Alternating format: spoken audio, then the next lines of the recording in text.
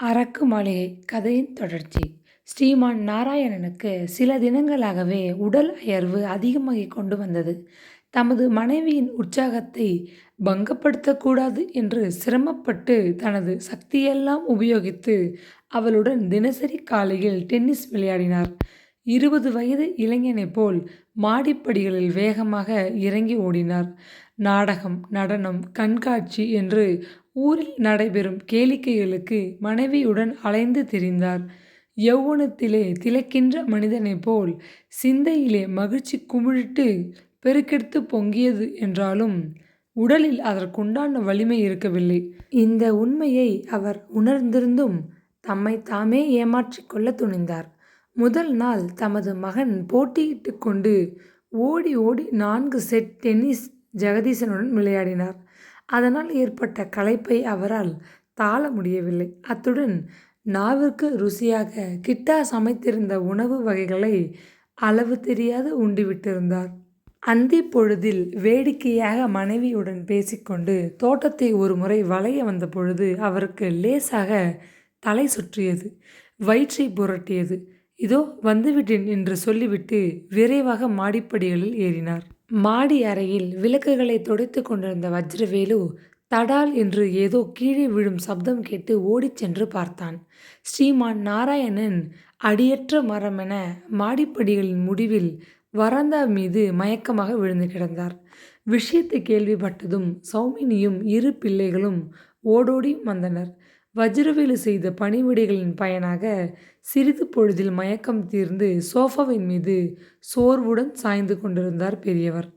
எவ்வளவோ மறுத்தும் கிரிதரன் அவற்றை கேட்காது அவர்களது குடும்ப வைத்தியரை அழைத்து வந்துவிட்டான். நிதானமாக பரிசோதனை செய்த வைத்தியர் 1 வாரம் அவர் படுக்கையிலேயே ஓய்வாக இருக்க வேண்டும் என்று உத்தரவு போட்டுவிட்டார்.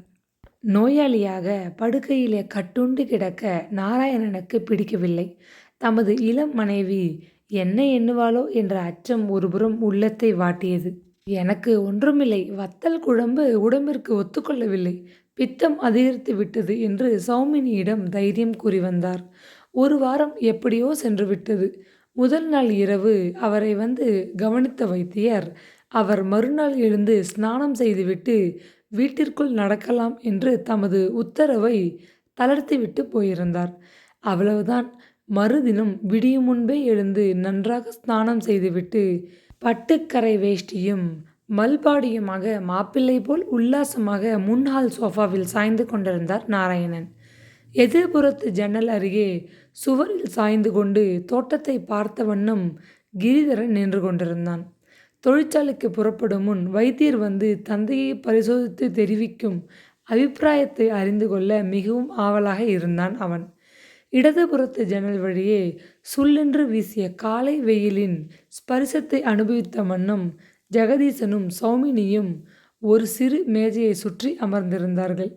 அன்னையும் மகனும் சிறு குழந்தைகள் போல் உரத்த குரலில் ஆர்ப்பரித்த வண்ணம் சைனீஸ் சக்கர் விளையாடி கொண்டிருந்தனர்.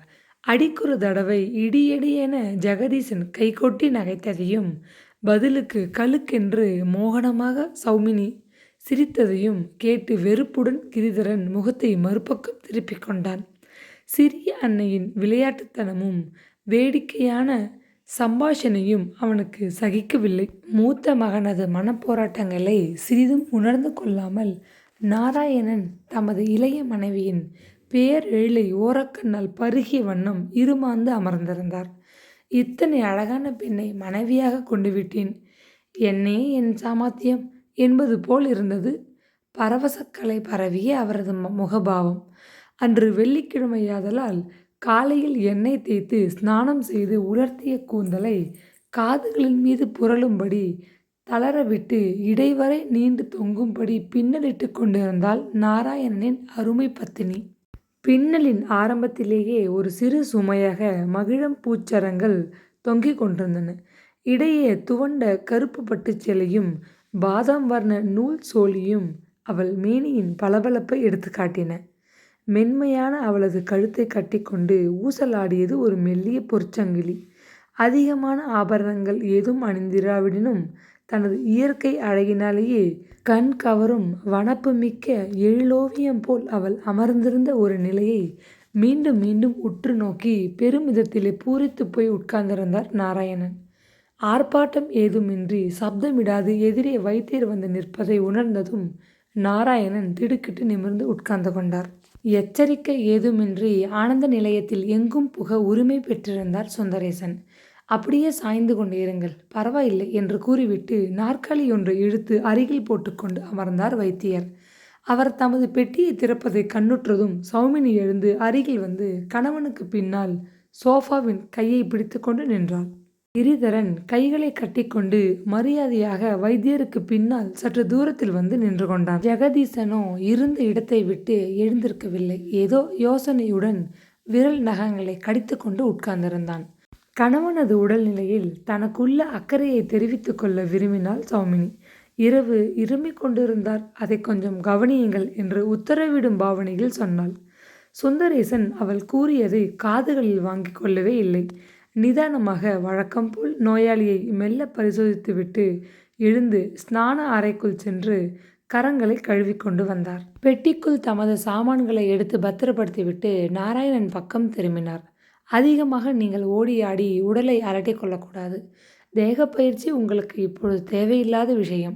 சாப்பாட்டிலும் மிகவும் பத்தியமாக இருக்க வேண்டும் என்று முன்பே எச்சரித்திருக்கிறேன் என்று சற்று கடுமையாக ஆனால் உரிமையுடன் அதட்டினார். என்ன செய்வேன் டாக்டர், ஒரு செட்டாவது டென்னிஸ் விளையாடாவிட்டால் நம்ம வீட்டு அம்மாள் கோபித்துக் கொள்கிறாளே என்று பரிகாசமாக சொல்லிவிட்டு புதிதாக திருமணம் செய்து கொண்ட இளைஞனைப் போல் மனைவியை உல்லாசமாக பார்த்து குறுநகை செய்தார் நாராயணன். வைத்தியருக்கு இதை கேட்க பிடிக்கவில்லை. அவரது முகபாவம் கடுமையாகியது. வயதிற்கு தக்கபடி நாம் நடந்தால்தான் ஆரோக்கியமாக வாழ முடியும். இரத்த அழுத்தம் சாதாரணமான நோயல்ல.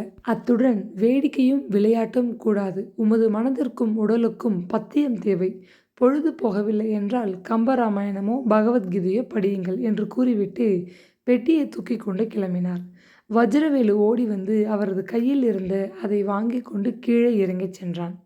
சுற்றி வளைத்து பேசினீர்களே தவிர அவருக்கு உடம்பு எப்படி இருக்கிறது என்று ஒன்றுமே சொல்லவில்லையே என்று சௌமினி துடுக்காக ஒரு கேள்வியை எழுப்பினாள். சுந்தரேசன் அவளிடம் பேசவில்லை. கிரிதரனின் முதுகை தட்டிவிட்டு புன்னகை செய்தார். கிரி, கவலைப்படாதே, எல்லாம் சரியாகிவிடும். அப்பா தக்க ஓய்வு எடுத்துக்கொண்டு பூரண குணமாவது உன் பொறுப்பில் உள்ளது. கவனித்துக்கொள் என்று கூறினார். கிரி பதிலுக்கு வறட்சியாக மெல்லச் சிரித்தான். சந்திராவின் உடல்நிலையை பற்றி சிறிது விசாரித்துவிட்டு வைத்தியர் பொதுவாக வருகிறேன் என்று ஒரு கும்பிடு போட்டுவிட்டு கிளம்பினார். அதற்கு பின்னர் கிரிதான் தொழிலகத்து காகிதங்கள் நிறைந்த பெட்டியுடன் தந்தை அருகில் வந்து உட்கார்ந்து கொண்டான். தந்தையும் மகனும் தொழிற்சாலையை பற்றி ஏதோ பேச ஆரம்பித்தவுடன் சௌமினி மெல்ல அவ்விடத்தை விட்டு நகர்ந்தாள். தன்னுடன் புறப்படும்படி ஜெகதீசனுக்கு ஜாடை செய்துவிட்டு கைப்பையை தூக்கி கொண்டு கீழே விரைந்து சென்றாள். தன் சிற்றன்னையின் ஆணையை சிரமேற் தாங்கியவனாக அவளுடன் அவன் பின்பற்றி கீழே சென்றான். சிறிது நேரத்தில் சௌமினி அம்மாளின் கார் ஜலங்கண்டான் நகர் கடைத்தெருவில் மிகவும் வேகமாக சென்று கொண்டிருந்தது. முக்கிய தெருக்களை கடந்து வீர சோழன் பட்டணம் செல்லும் ராஜபாட்டையை கார் நெருங்கியதும் இன்னும் வேகமாக காரை ஓட்டினாள். விர் என்று குளிர்ச்சியான காற்று முகத்திலே வீசியும் அவள் உள்ளத்திலே குமுறிய கோபக்கனலில் வெப்பம் தணியவில்லை. ஸ்ரீமான் நாராயணனின் மனைவி என்ற ஸ்தானத்திலே வந்து அமர்ந்து வருஷங்கள் சில கழிந்து விட்ட போதிலும் அவரது தொழிற்சாலையின் பொருளாதார நிலை, சொத்து விவரங்களின் அந்தரங்கம் இவை ஒன்றுமே அவளுக்கு தெரியாதிருந்தன. இவற்றை தெரிந்து கொள்ள அவள் ஆவல் காட்டிய போதெல்லாம், உனக்கு ஏன் இந்த தலைவேதனை?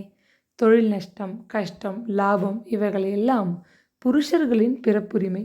நீ நன்றாக சாப்பிடு, அலங்கரித்துக்கொள், கவலையின்றி சுகமாக இரு, அது போதும் என்று கொஞ்சி பேசி நாராயணன் நேரடியாக பதில் கொடுக்காது தட்டி கழித்து கொண்டு வந்தார். இரத்த அழுத்த நோய் என்று வைத்தியர் கூறியதை கேட்டதும் முதல் அவளுக்கு அடுக்கடுக்காக பல கவலைகள் ஏற்பட்டுவிட்டன. உண்மையில் நாராயணனுக்கு எவ்வளவு சொத்து இருக்கும், அதில் அவளுக்கு எத்தனை பங்கு என்றெல்லாம் பச்சையாக தன் நிலையை அறிய அவள் துடிதுடித்தாள். உடல்நிலை சரியாக இல்லாது படுக்கையாக கணவர் இருந்த சமயம் கேட்க அச்சப்பட்டு கொண்டு வாளா இருந்து விட்டாள். ஆனாலும் இந்த கவலை அவளை உள்ளூர அரித்து கொண்டுதான் இருந்தது. அடுத்தபடியாக அவளை வாட்டிய கவலை கிரிதரனை பற்றியதாகும். திடீரென்று கணவனுக்கு ஒரு கால் மரணம் ஏற்பட்டுவிட்டால் கிரிதரன் தானே வீட்டுக்கு எஜமானன் என்று உடனே வந்து பீடத்தில் அமர்ந்து விடுவானே. அவனுக்கு என்றுமே சிற்றன்னை மீது துவேஷம். ஜெகதீசன் விஷயமாக அவள் எடுத்துக்கொண்ட முயற்சிகளை அறிந்ததிலிருந்து அவனது வெறுப்பு கடும் விஷமாகி விட்டிருந்தது. கணவனுக்கு பின் அவன் தயவை அவள் எப்படி நம்பிக்கொண்டு வாழ முடியும்? இவ்வாறு பற்பல சிந்தித்து கொண்டு ஆத்திரத்துடன் வண்டியை வெகு வேகமாக வீரசோழன் பட்டணத்தை பாதையிலே ஓட்டிக் கொண்டிருந்தாள். உள்ளத்தை சாம்பலாக்கி அவளது கோபக்கனல் அவளது அழகிய இரு விழிகளிலும் நீர்த்திவளைகளாக உருக்கொண்டு அவளது மாம்பழ கன்னங்களின் மீது உருண்டு ஓடின. எதேச்சியாக சிற்றணியின் பக்கம் திரும்பிய ஜெகதீசன் திடுக்கிட்டு போனான். சித்தி, என்ன இது? அழுது கொண்டிருக்கிறீர்களே என்று வியப்புடன் கூவினான் அவன். மெல்ல அவனை திரும்பி பார்த்து ஒரு சோகப் புன்னகை செய்து, நான் எவ்வளவோ பொறுமையாக இருக்க முயற்சிக்கிறேன். ஆனால் என்னையும் மீறி சில சமயங்களில் அழுகையும் ஆத்திரமும் வந்துவிடுகிறது. பெயருக்குத்தான் நான் எஜமானி, உண்மையில் அதை நிர்வகிப்பவர்கள் வேறு என்றால் கோபத்துடன். ஜெகதீசன் பற்களை கடித்தான். எல்லாவற்றையும் நான் கவனித்து கொண்டுதான் வருகிறேன். கிரிதரன் நடந்து கொள்ளும் முறை எனக்கு கொஞ்சமும் பிடிக்கவே இல்லை. ஆனால் அவனது அட்டகாசங்கள் வெகு காலம் நீடிக்காது என்றான் உக்கிரமாக. இதுதான் சமயம் என்று தொடர்ந்து பேசினாள் சௌமினி. என் மீது சிறிதும் அவனுக்கு மரியாதை இல்லை. அந்த சந்திரா இருக்கிறாளே, படுநீலி, அவளும் என்னை லட்சியம் செய்வதில்லை. அண்ணன் தம்பிகளுக்குள் ஏன் வீண் மனஸ்தாபத்தை உண்டாக்க வேண்டும்? குடும்பம் ஒற்றுமையாக இருந்தால் எல்லோரும் கௌரவமாக வாழலாம். பல காரணங்கள் பற்றி நான் இவர்கள் எனக்கு இழைக்கும் சிறுமிகளை பொறுத்து கொண்டு போகிறேன். இவ்வளவு நாளும் உன்னிடம் ஒரு உண்மையை சொல்லாமல் இருந்தேன். உன்னை பைத்தியம் என்று பட்டம் சூட்டி தயானந்தரின் சிகிச்சை விடுதியிலே அடைத்து வைத்தது இந்த கிரிதரனும் சந்திராவும் தான். இவர்களுக்கு உடந்தையாக இருந்தவன் அந்த கிழவன் டாக்டர் சுந்தரேசன். உண்மையை நான் தெரிந்து கொண்டு விட்டதனால் அந்த மனிதனுக்கு என்னிடம் நேரில் பேசவே பயம், வெட்கம். நீ பைத்தியம் அல்ல, எல்லோரையும் போல சாதாரண மனிதன்தான் என்று சிரமப்பட்டு நிரூபித்து உன்னை வீட்டிற்கு அழைத்து வந்தது பற்றி கிரிதரனுக்கும் சந்திராவுக்கும் என்மேல் மகா கோபம். உன் அண்ணனும் தான் ஆதியிலிருந்து இது விஷயத்தில் சதி செய்தவன். மூளை சரியில்லாத பித்தன் என்று கற்பனை கதை கட்டி உன்னை தந்தையுடன் சேர்ந்து வாழ இடம் கொடாது காசி, கல்கத்தா இப்படி பல ஊர்களுக்கும் அனுப்பி வேடிக்கை பார்த்தான் என்றாள். அதற்கெல்லாம் விரைவில் அவனை பதில் சொல்ல வைக்கிறேன். நீங்கள் பார்த்து கொண்டே இருங்கள் சித்தி என்று பற்களை மீண்டும் கடித்தான் ஜெகதீசன். உன் அப்பா பாவம், வெகுளி. கிரிதரன் சொன்னதையெல்லாம் நம்பிவிடுகிறார். உனக்கு மூளை சரியில்லை என்று வைத்தியர் சுந்தரேசன் சொன்னதை நம்பிவிட்டார். கிரிதரன் கொடுத்த லஞ்சத்திற்காக உனக்கு வஞ்சனை செய்து விட்டார். தெரியாமல் தவறு செய்து விட்டோமே என்று அப்பா படும் வேதனை கொஞ்ச நஞ்சமல்ல. நேற்று இரவு வெகு நேரம் வரை அவர் தூங்கவே இல்லை. என் உடல்நிலை வர வர மோசமாகி கொண்டு வருகிறது. எனக்கு ஏதாவது நேர்ந்தால் ஜெகதீசன் கதி என்னவாகும் என்று பச்சை குழந்தை போல் அழுதுவிட்டார். அப்படியெல்லாம் ஒன்றும் நடக்காது, கவலைப்படாதீர்கள் என்று சமாதானப்படுத்தினேன் என்றாள். ஜெகதீசன் ஏதோ ஆவேசத்தில் தூண்டப்பெற்றவன் போல் துள்ளினான். அனைவருக்கும் இனிய தமிழ் புத்தாண்டு நல்வாழ்த்துக்கள்.